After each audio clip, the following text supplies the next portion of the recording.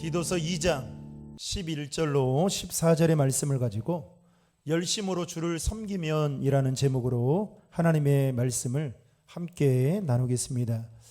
사랑하는 신드림 중앙회 성도 여러분, 또 현장에서 온라인으로 지금 예배를 드리고 계시는 텐데요, 우리 옆에 있는 분들하고 인사를 하면서 마음의 문을 열었으면 좋겠습니다. 지난 한 주간도 고생 많이 하셨습니다. 인사하겠습니다.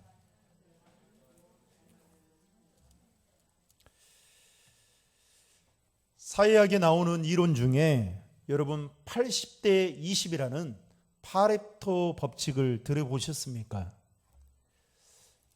이 법칙은 이탈리아 경제학자인 빌프레도 파레토가 처음으로 제시한 법칙인데요, 전체의 80% 결과는 20%의 원인으로부터 온다라는 법칙입니다. 쉬운 예를 든다면 백화점 매출의 80%는 상위 20%의 고객으로부터 파생된다라고 말을 합니다. 또 어떤 기업의 실적의 80%는 상위 20%의 직원들에 의해서 이루어진다라고 이야기를 하고 있고, 좀 더 크게 보면 한국 전체의 그 물질의 부의 물질의 80%가 20%의 상위층이 소유하고 있다라고 해서 80대 20 파레토의 법칙이라 그렇게 부른다고 합니다. 그래서 이 어떤 기업에서는 이 파레토의 법칙을 가지고 적용하기 위해서 선택과 집중이 있다면 누구에게 선택을 하고 누구에게 집중할 것이냐, 그래서 우리 기업을 위해서면 80%보다 20% 상위 고객, 그래서 여러분 VIP, VVIP 이 사람들이 특별한 대접을 받는 이유가 바로 여기에 있는 것이죠. 이 파레토 법칙은 경제적인 측면에서만이 아니라 다양한 곳에서도 적용이 되는데, 특별히 이 법칙은 교회 안에서도 그대로 적용이 되고 있다는 것입니다. 여러분, 교회를 세워가는 일에 있어서 목회자의 마음은 모든 성도들이 다 똑같이 열심을 다해서 기쁨으로 봉사하고 헌신하고 섬기는 게 목회자의 바람입니다. 그런데 실제로 저의 바람대로 교회가 운영이 되고 또 교회 성도들이 움직이는 것은 아니죠. 실제로 교회의 현장 속에 들어가 보면 여러분 20%의 열심 있는 성도들이 여러분 교회를 이끌어가고 교회를 섬기고 교회에 봉사하고 있다라는 것입니다. 여러분, 저는 이제 부목사로 큰 교회도 있어 봤잖아요. 그런데 연말만 되면 참 사람 세우는 게 얼마나 힘이 드는지 모릅니다. 여러분, 큰 교회도요, 사람이 없어서, 사람은 많은데 세울 일꾼이 없어서 정말 연말이 되면 끙끙 앓는 모습들을 보게 됩니다. 그러고 보면 일할 일꾼은 항상 교회 안에도 정해져 있다라는 것이죠. 그게 10%든 그게 20%든 그게 30%든 정해져 있습니다. 그런데 건강한 교회는 20% 이상의 그렇게 교회를 열심으로 섬기는 사람들이 있다라는 것입니다. 놀라운 것은 대형교회 안에도 열심 있는 성도들이 많이 있을 것 같지만 직접 그 현장에 들어가 보면 일할 일꾼들이 없어서 힘들어하거나 아니면 열심히 일을 하는 일꾼들이 20%도 채 되지 않는 경우들이 있다라는 것이죠. 바라건대 저는 우리 신도림 중앙교회 안에 열정적으로 주를 섬기고 교회를 섬기는 그 믿음의 사람들이 20% 아니 그 이상이 많아지기를 주님의 이름으로 축복합니다. 오늘 본문의 말씀은 사도 바울이 디도에게 보낸 서신서 중에 하나인데요, 지중해 연안에서 그레데 섬이라는 그곳에 복음이 전해지고 이제 교회가 세워졌을 때 사도 바울은 그곳에 목회자이면서 자신의 영적인 아들이자 제자였던 디도를 보내게 됩니다. 그런 다음에 사도 바울은 이제 앞으로 디도가 목회를 하게 되는 그 목회의 현장 속에서 가장 중요한 것이 무엇이냐라는 것을 오늘 본문 11절에 이렇게 말씀하고 있는데요. 11절의 말씀을 다 함께 읽겠습니다. 모든 사람에게 구원을 주시는 하나님의 은혜가 나타나. 지금 사도 바울은 디도가 목회를 할 때에 가장 중요하게 목회 현장 가운데 필요한 것이 무엇이냐라고 말을 할 때 그게 뭐라고 말합니까? 하나님의 은혜다라고 말하고 있습니다. 그렇다면 사도 바울은 왜 하나님의 은혜를 지금 목회 현장을 앞으로 해 나가는 디도에게 말하고 있는 걸까요? 저 같으면 목회의 스킬을 배워라. 지금 이제 목회 현장에 나가면 지금 보니까 제가 여기 오기 전에 어떤 목사님이 책을 하나 소개를 시켜줘가지고 담임 목사가 되면 꼭 알아야 될 일 막 이런 거 있더라고요. 그래서 이제 그 책을 읽어봤어요. 근데 다 아는 내용이에요. 그러나 담임 목사가 됐으니까 이제 새로운 마음으로 읽어야겠다 읽었거든요. 그런데 그런 측면에서 보면 담임 목사가 되려면 하나님의 은혜도 중요하지만 목회의 스킬, 성도들을 대하는 방법, 그리고 코칭 뭐 이런 상담 뭐 이런 이야기를 해야 되지 않겠습니까? 그런데 하나님의 은혜를 왜 강조하고 있느냐? 여러분, 은혜가 없이는 열심으로 주를 섬기는 데 있어서 분명한 한계가 있다라는 것입니다. 사도 바울은 이 사실을 너무나도 뼈저리게 알고 있었습니다. 그래서 자신의 제자인 디도가 앞으로 목회를 해나가는 데 있어서 하나님의 충만한 은혜를 계속적으로 누리기 위해서는 오늘 본문에서 세 가지를 소개를 하고 있는데 그 세 가지를 오늘 여러분들과 함께 나누고자 합니다. 첫 번째, 저를 따라하겠습니다. 방향을 살펴야 합니다. 여러분, 탈무드에 나오는 이야기 중에 한 나그네가 길을 걸어가다가 얼마나 걸어갔던지 너무나 다리가 아파서 쉬고 있을 그때 때마침 마차가 그 길을 달리고 있었습니다. 그래서 나그네가 태워달라고 손을 들며 요청을 하게 된 거죠. 지나가던 마부가 나그네가 도와달라는 그 손짓을 보고 멈춰 세워서 나그네에게 타라고 호의를 베풀어 주었습니다. 그리고 나그네는 마차를 타고 마부에게 이렇게 물었죠. 선생님, 제가 예루살렘까지 지금 가려고 하는데 거기까지 가려면 얼마 정도나 걸릴까요? 라고 묻습니다. 이때 마부가 말을 합니다. 이 정도의 속도라면 30분 정도면 걸릴 것 같습니다. 그래서 이 나그네가 30분 후면 내가 원하는 목적지에 예루살렘에 도착을 하겠다 생각을 하고 기대하는 마음을 가지고 이제 마차를 타고 가는데 얼마나 걸어왔던지 눈이 슬슬 감기게 되는 겁니다. 그러다가 자기도 모르게 이제 졸게 된 것이죠. 한참 동안 꿀잠을 자고 눈을 딱 떴는데 시간을 보니 이미 30분이 훌쩍 지나가 버렸던 것입니다. 그래서 나그네가 깜짝 놀라서 마부에게 선생님, 혹시 예루살렘에 다 도착하지 않았습니까? 라고 물었습니다. 그때 마부가 이 나그네에게 여기서는 1시간 정도 걸릴 겁니다 라고 말을 하는 거예요. 그래서 이 나그네가 내가 잘못 들었나 싶어가지고 다시 한번 물었더니 똑같은 대답을 하는 거죠. 여기서는 1시간 정도 걸릴 겁니다.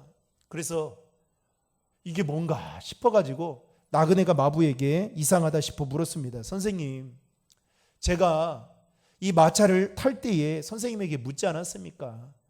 예루살렘에 도착하려면 얼마나 걸린다고 할 때 선생님이 저에게 30분 정도면 걸린다라고 말하지 않았습니까? 그런데 이미 제 시계를 보니 30분이 넘었는데 어째서 1시간이 더 걸린다고 말하는 겁니까? 라고 묻자 마부가 이렇게 말했다고 합니다.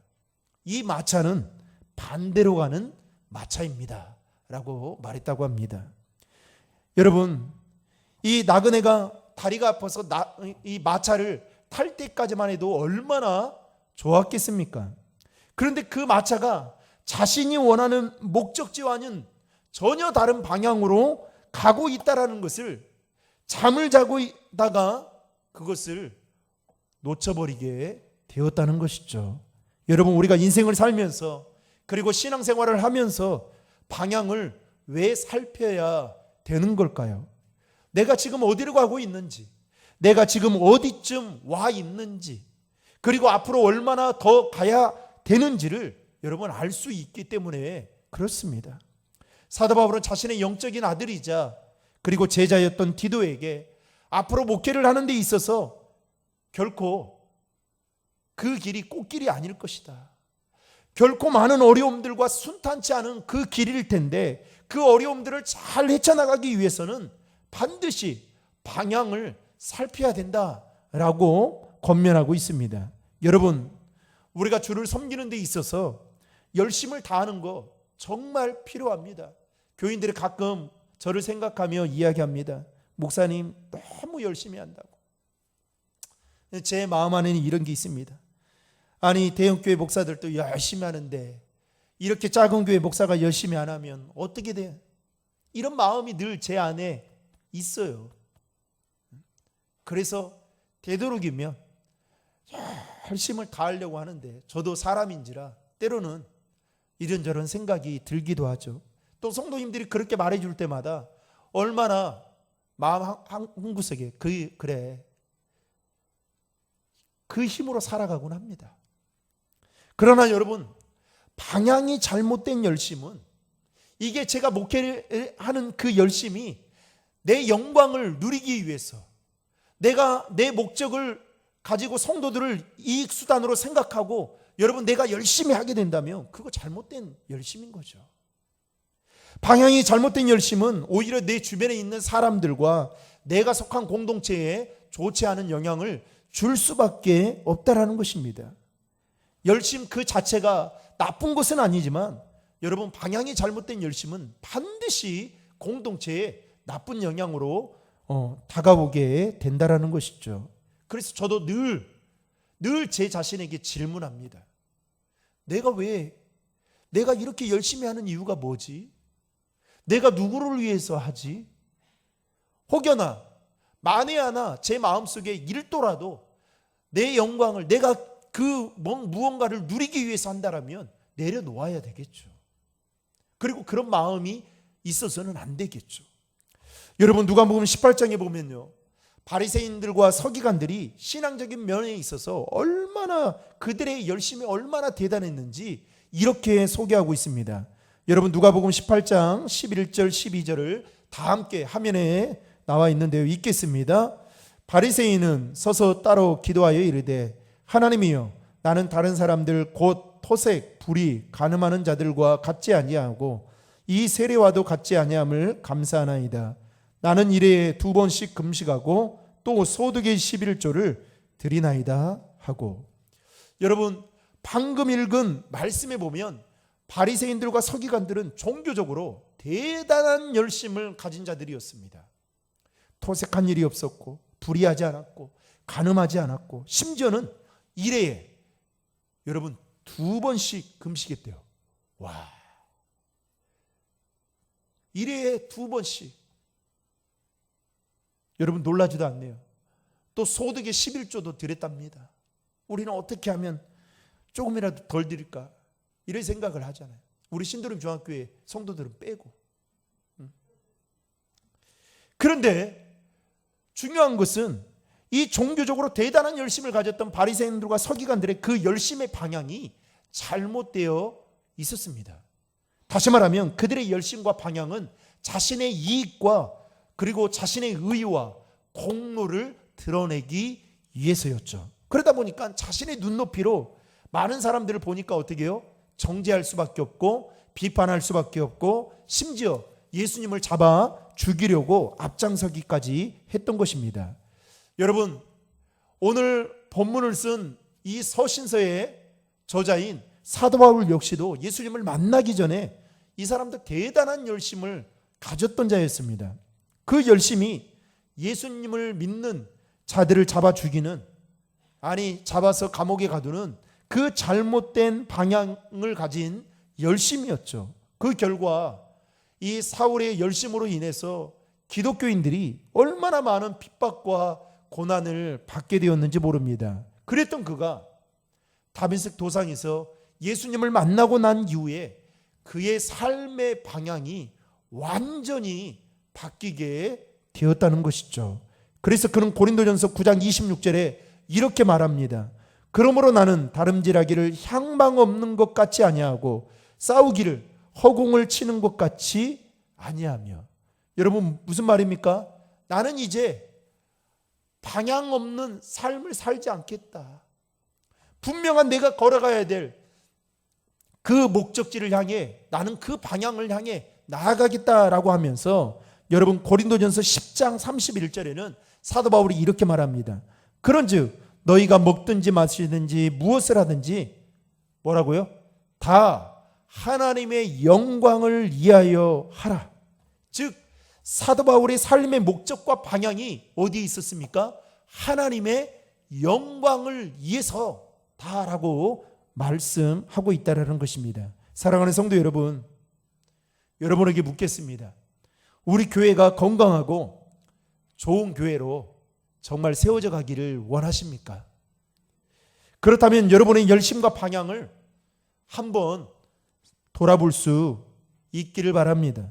지금까지의 신앙생활의 열심과 방향이 혹시나 나의 의를 드러내기 위한 것이 아니었는지, 아니면 주님을 위한 것이었는지, 그리고 지금 나는 주님 보시기에 믿음을 가지고 올바른 방향을 향해 제대로 걸어가고 있는지를 돌아볼 수 있기를 바랍니다. 왜냐하면 방향이 올바르지 못한 열심과 속도는 오히려 공동체를 더 힘들게 만들 수 있기 때문입니다. 사랑하는 성도 여러분, 배달업체가 그 진리를 잘 깨달았더라고요.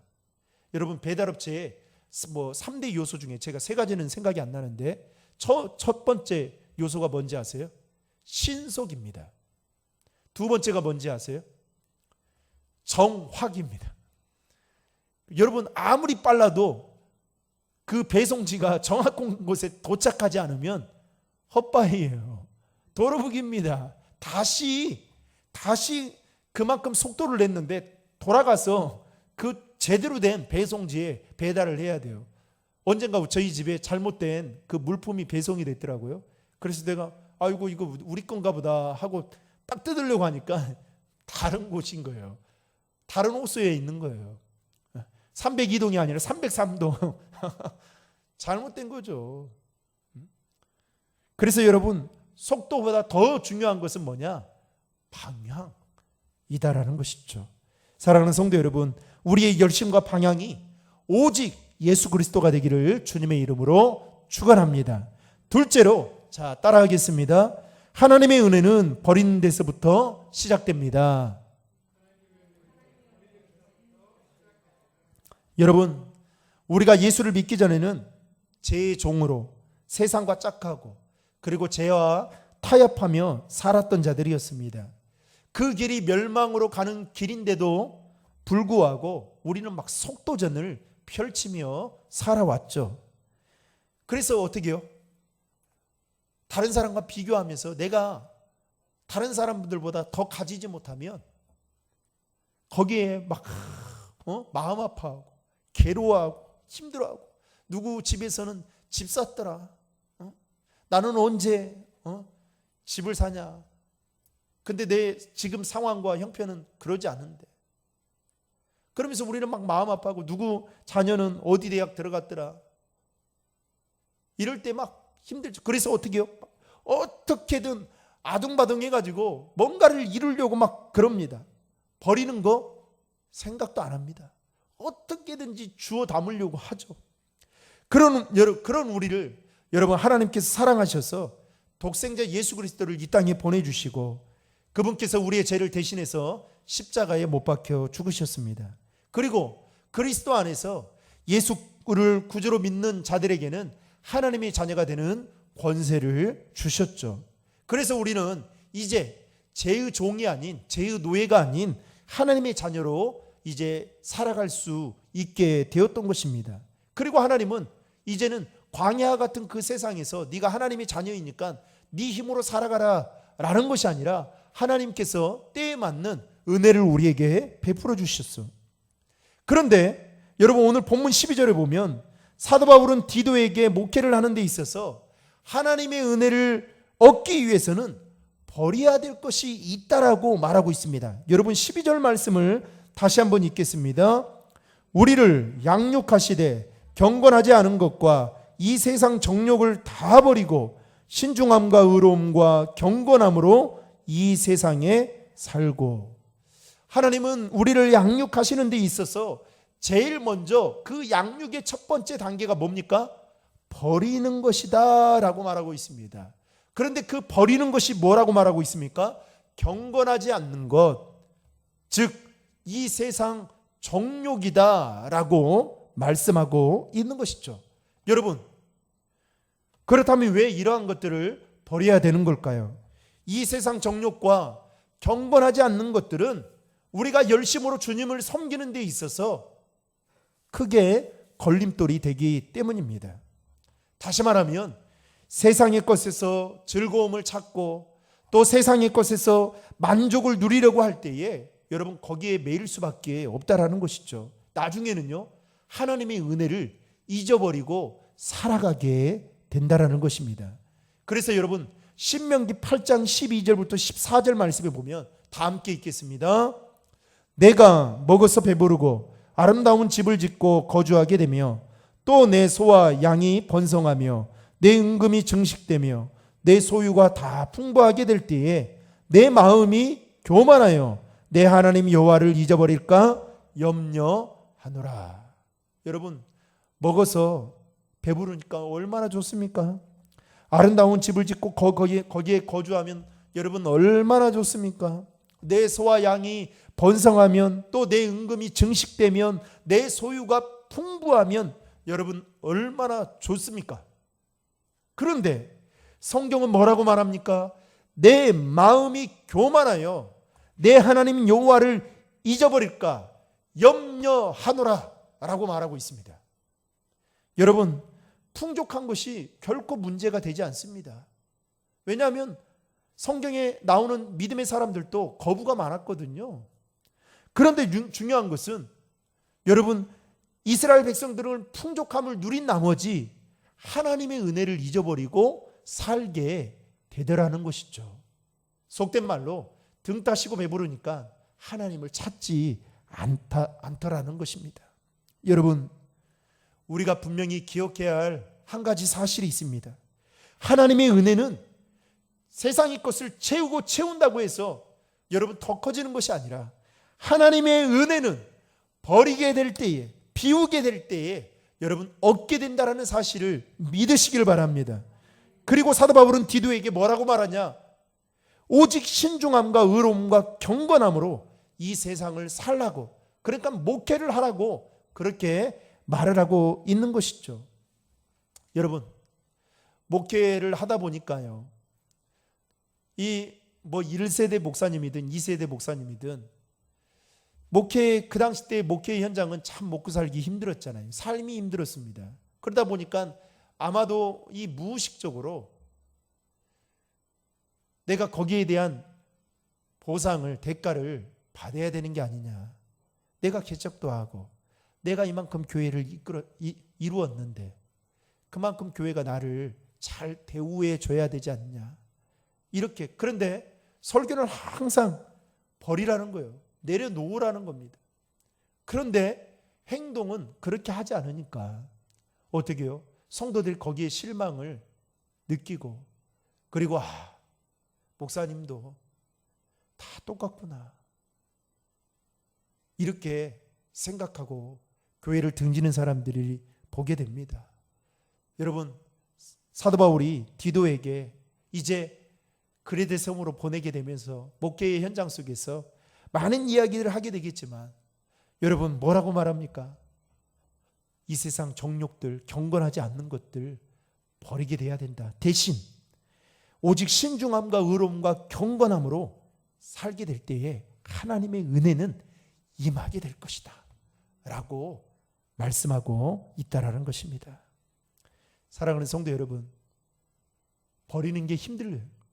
저도 그래요. 저희 집안에 우리 애가 막내 애가요.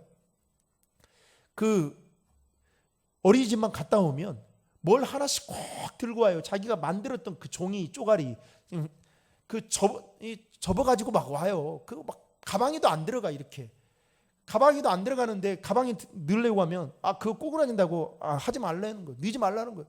그걸 들고 와요. 그리고 딱 몇 시간도 안 되고 방에 이렇게 내팽개칩니다. 그러면 그게 다 뭐 휴지가 되는 거예요. 휴지가. 또 버리려고 하면 아빠 그거 내 건데요. 버리지 말라는 거죠. 그러면 어떻게 하느냐? 모르게 숨겨가지고 버리면 나중에는 안 보이니까 안 찾더라고요. 여러분, 버리는 게 참 힘듭니다. 비우는 게 참 힘듭니다. 그러나 하나님의 은혜는 버리고 비우게 될 때에 시작된다는 사실을 믿으시길 바랍니다. 마지막 셋째로 따라하겠습니다. 열심을 내는 사람이 되어야 합니다. 예수님께서 우리를 위하여 십자가에 못 박혀 돌아가신 이유에 대해서 14절에 이렇게 말씀하고 있는데요. 다 함께 읽겠습니다. 그가 우리를 대신하여 자신을 주심은 모든 불법에서 우리를 속량하시고 우리를 깨끗하게 하사 선한 일을 열심히 하는 자기 백성이 되게 하려 하심이니라. 예수님께서 십자가에 못 박혀 돌아가신 그 이유에 대해서 사도 바울은 지금 뭐라고 말하고 있냐면 모든 불법에서 우리를 구속하시고 정결하게 할 뿐만 아니라 선한 일에 열심을 내는 자기 백성이 되게 하려 하심이다 라고 말씀하고 있습니다. 여러분, 이 말씀대로라면 우리는 주님의 일을 위해서, 선한 일을 위해서 열심을 내는 자가 되어야 한다라는 것이죠. 고린도후서 9장 2절에 보면 이렇게 말씀합니다. 과연 너희 열심이 퍽 많은 사람들을 격동시켰느니라. 제가 이 말씀 봤어요. 이게 무슨 말씀인가 봤더니 여러분, 여기에서 이 격동이라는 이 말이 무슨 말이냐면 다른 사람들의 마음에 또 다른 감동을 불러일으켰다라는 말입니다. 다른 성경으로 보니까 달리는 말에 박차를 가했다라는 뜻이죠. 쉽게 말하면 한 사람의 열심이 다른 사람들에게 감동을 주고 그들로 인하여 나도 저 사람과 똑같은 삶을 살아야겠다라는 결단을 주게 만드는 선한 영향력을 끼치게 되더라는 것이죠. 여러분, 교회는 누가 뭐라 해도 생명 공동체입니다. 그러기에 주를 위해 열심과 열정이 있는 사람이 많으면 많을수록 교회는 더 활기가 넘치고 심지어는 역동적이면서 자생력이 생겨나게 됩니다. 그리고 시간이 지나면 그런 교회는 자연스럽게 부흥될 수밖에 없는 것이죠. 그런데 그 열심과 열정이 있는 사람이 20% 이상 있느냐? 이게 관건이다라는 것이죠. 여러분, 하나님의 마음이 합한 사람으로 잘 알고 있는 다인 역시도 주를 위해 열심히 있었던 자였습니다. 여러분, 시편 69편 9절에 보면 이렇게 말합니다. 주의 집을 위하는 열성이 나를 삼켰도다. 다른 성경에 보니까 이렇게 말하고 있어요. 주님의 집에 쏟은 내 열정이 내 안에서 불타오를 정도로 다윗은 열정이 넘쳤다. 여러분, 저는 이 말씀을 보면서 열정, 불타오르는 열정이니까 BTS가 생각나더라고요. 요즘 BTS 장난 아니잖아요. 그런데 BTS가 고척돔에서 한번 공연을 한다고 하니까 제가 깜짝 놀랐습니다. 그 주변에 있는 롯데 그 마트 있잖아요. 거기까지 고척돔에서 거기까지 줄이 서 있는데 연세 드신 분들이 서 있어요. 그래서 제가 왜 연세 드신 분들이 저렇게 서 있는가 했더니 손자, 손녀, 딸 도움을 받아가지고 표를 좀 얻어달라. 여러분, 그만큼의 열정이 있어야 될 거 아닙니까? 우리 안에. 보니까 물어보니까 최하가 5만 원이고 비싼 거 15만 원, 20만 원, 30만 원 돼요. 그렇게 들어가려고. 여러분, 오늘 본문에서 사도 바울도 디도에게 목회를 하는 데 있어서 자신이 하나님의 종으로 부르심을 받은 그 이유는 너 선한 일에 열심을 내기 위해서다 라고 말하면서 디도에게 뭐라고 말하냐면 그 열심을 가지고 목회 현장에 최선을 다해야 된다 라고 권면을 하고 있다는 것입니다. 말씀을 맺겠습니다. 사랑하는 성도 여러분, 지금 내가 올바른 방향으로 제대로 걸어가고 있는지, 그리고 주님을 따르는데 열심을 다해 따르고 있는지, 혹시 주님을 따르는 데 있어서 걸림돌이 되는 세상의 정욕들이 내 안에 벗어버리지 못하고 있는지는 않는지, 또한 나는 주의 선한 일에 열심을 내고 있는지를 돌아볼 수 있기를 바랍니다. 그래야 우리의 삶과 신앙생활의 방향이 오직 예수 그리스도의 영광을 드러내는 일이 되어서 한 주간도 하나님께서 차고 넘치도록 부어주시는 그 은혜를 저와 여러분 모두가 누릴 수 있기를 주님의 이름으로 축원합니다.